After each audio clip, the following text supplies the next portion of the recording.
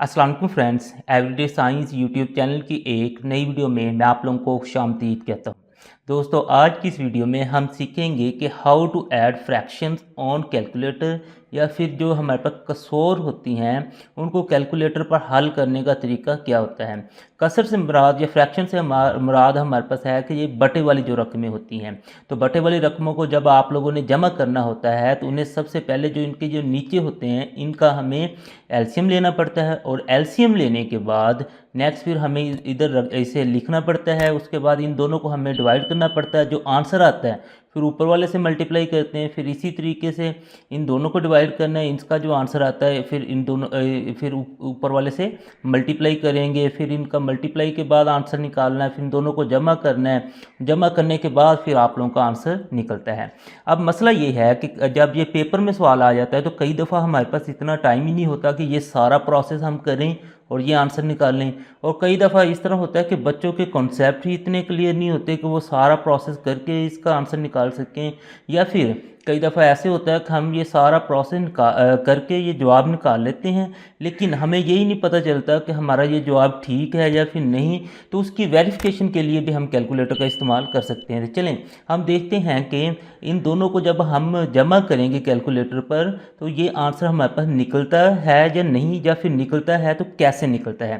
तो उसके लिए हमने कैलकुलेटर लेते हैं। इस कैलकुलेटर पे सबसे पहले आप लोगों ने ये 5/20 मसलन कि यहाँ पे आप लोग 5 लिखेंगे, और 5 के बाद यहाँ पे ना शिफ्ट के नीचे आप लोग देखेंगे ना, शिफ्ट के नीचे ये हमारे पास तीसरा बटन है, ये वाला A/B/C हमारे पास लिखा हुआ है, इसको आप लोगों ने दबाना है।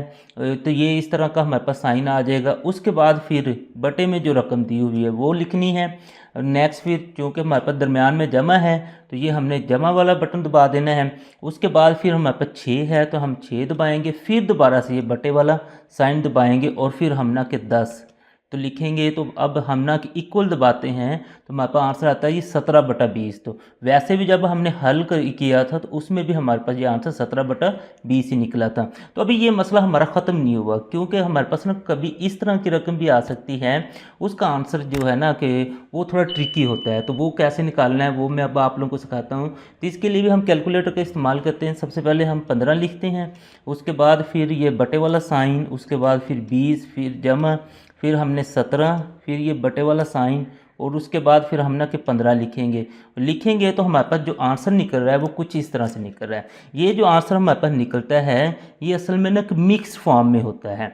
हमें तो ये इस तरह से आंसर चाहिए, ये 113/60 तो नहीं निकल रहा, ये हमारे पास इस तरह से जो आंसर निकला है ये असल में ना कि मिक्स फॉर्म में है, यानी 1 सही 53/60 है। तो इसको आप लोगों ने ये जस्ट थोड़ा सा काम करना है कि इस तरह मिक्स फॉर्म में लिख लेना, रफ फॉर्मूले में लिख लें, और फिर उस मिक्स फॉर्म को आप लोगों ने इस फ्रैक्शन में कन्वर्ट कर लेना है। यानी कि ये 60 है, 60 को 1 से ज़रब देंगे तो 60 1 60 होता है। जो आंसर आ जाएगा यानी कि इन दोनों को मल्टीप्लाई करने के बाद जो आंसर आएगा उसको ऊपर वाले में आप लोगों ने प्लस कर देना है, तो वो हमारे पास 53 है।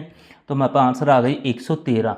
ये जो 113 है इसको आप लोगों ने ऊपर लिख देना है, और ये जो नीचे वाला इसको चेंज ही नहीं करना है, इसको उसी तरीके से नीचे लिख देना है। तो इस तरीके से इस तरह का भी जो हमारे पास होता है जिनका जवाब मिक्स फॉर्म में आता है उसको भी हम ना कि जमा करके ना आंसर निकाल सकते हैं।